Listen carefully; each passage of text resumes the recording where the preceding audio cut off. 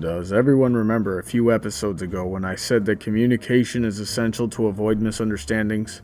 What happened in Spice Up Your Life is exactly what I was talking about. Not only that, but the episode gave us a lot to examine and talk about in terms of how we, as a society, should balance individuality with following trends, as well as when to adhere to the opinions of critics and how we should critique others.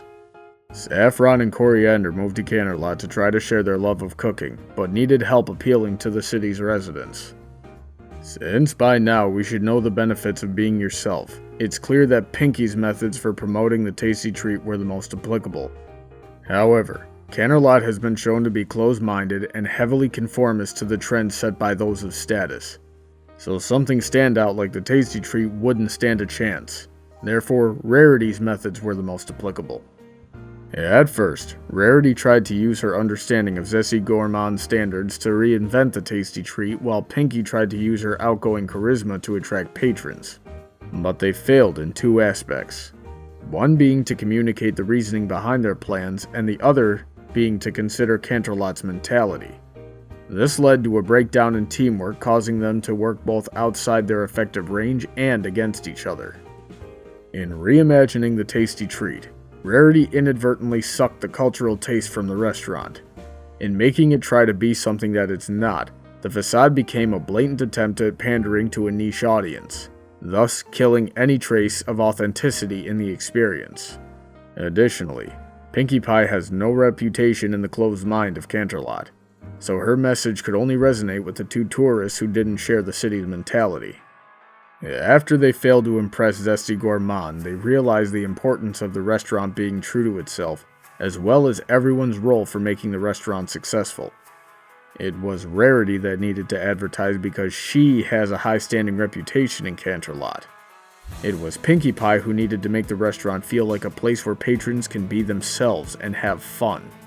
And it was Saffron and Coriander who needed to cook together, as that is where they can feel and share their familial love and happy memories with everyone willing to partake in it, thus creating more happy memories. I've said it before, but I cannot emphasize the importance of staying true to yourself enough. Trying to keep up with ever-changing trends will only discourage and exhaust you, and you'll be left with no identity of your own when it's over. But a genuine taste will be remembered, and those who crave that unique taste will always be back for seconds. We have to remember in whatever we do that there will be critics. It's impossible to please everyone, and you'll only alienate yourself attempting to do so. You need to be at peace with who you're catering to, knowing that it's there your efforts will have the most effect. So what should you do when you're faced with criticism?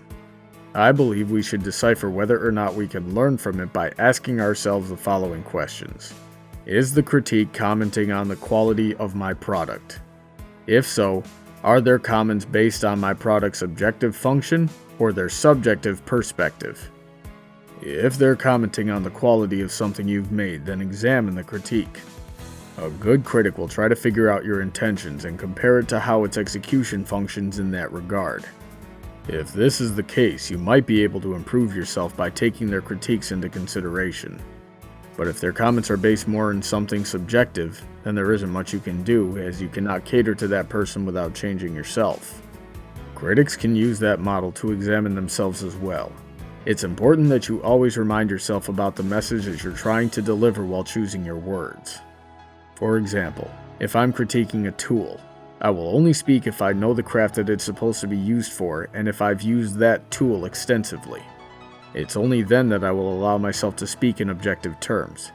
But even then, I'll keep an open mind in case I'm wrong about something.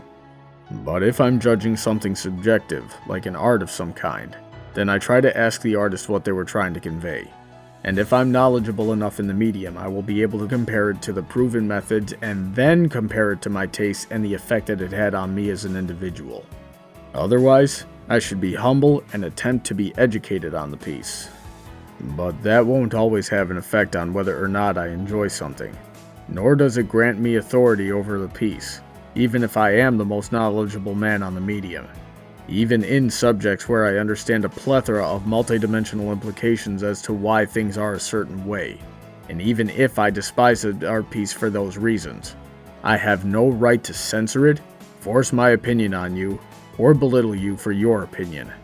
I can only explain my knowledge to you, if you're willing to learn, and not even for the purpose of changing your mind either, but merely for the purpose of opening a discourse for understanding each other better.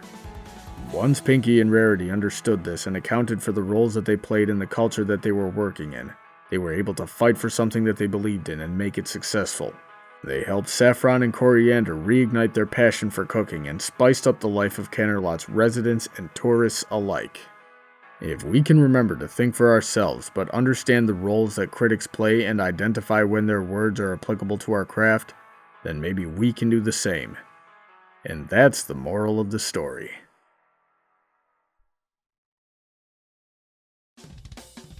If you have anything you would like to hear discussed or reviewed, you can drop your suggestions by following Brawny Buck on Tumblr or sending an email to bronydebates@gmail.com.